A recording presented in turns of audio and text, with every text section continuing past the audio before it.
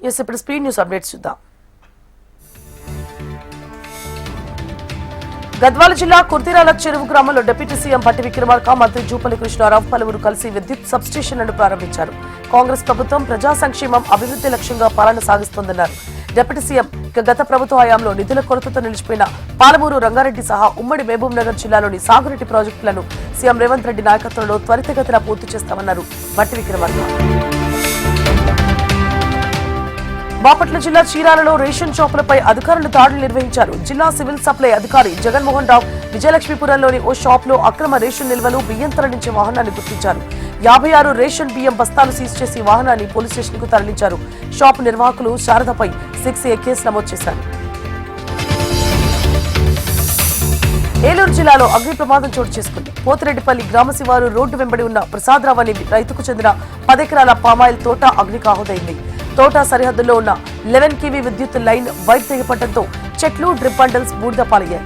లక్షల రూపాయలు నష్టపోయారు అంటున్న రైతు ఆవేదన వ్యక్తం చేశారు. కొత్తగూడెం జిల్లా కాకర్లలో వర్షాలు కురవాలని కప్పలకు పెళ్లి చేశారు.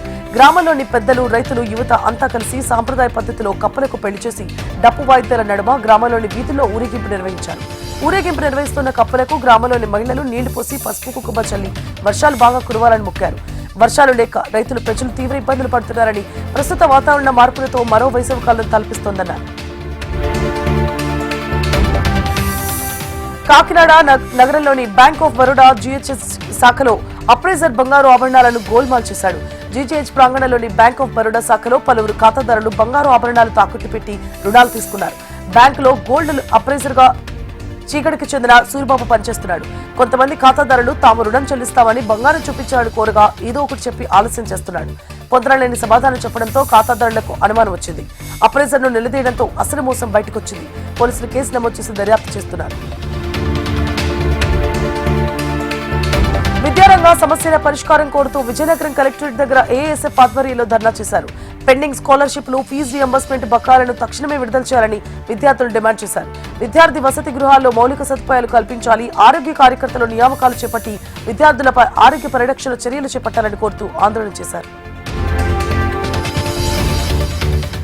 నంద్యాల అదనపు పోలీస్ సూపరింటెండెంట్ గా సుష్మిత అధికారికంగా బాధ్యతలు స్వీకరించారు.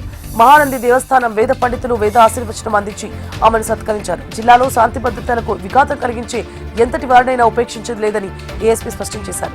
మహిళల భద్రతతో పాటు ప్రజల రక్షణకు అత్యంత ప్రాధాన్యం ఇస్తామని ASP సుష్మిత తెలిపారు.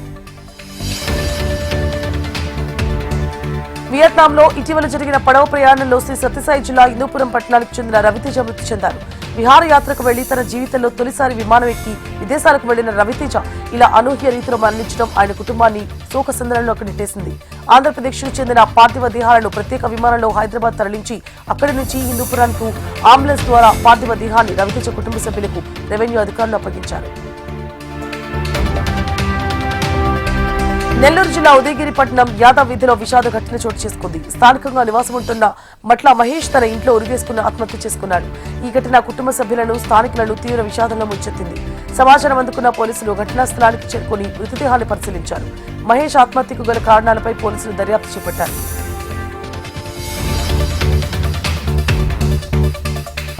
జనసేన అధినేత AP deputy CM Pawan Kalyan ఆరోగ్యంగా ఉండాలని కోరుతూ జనసేన పార్టీ నాయకులు, మహిళలు కర్నూలులోని బళ్ళారి చౌరస్తాలోని ఆంజనేయ స్వామి ఆలయంలో ప్రత్యేక పూజలు నిర్వహించారు. ఇటీవలే శస్త్రచికిత్స చేయించుకున్న పవన్ కళ్యాణ్ పూర్తి ఆరోగ్యంగా కోలుకుని మళ్లీ ప్రజలకు మంచి పాలన అందించాలని నాయకులు పేర్కొన్నారు.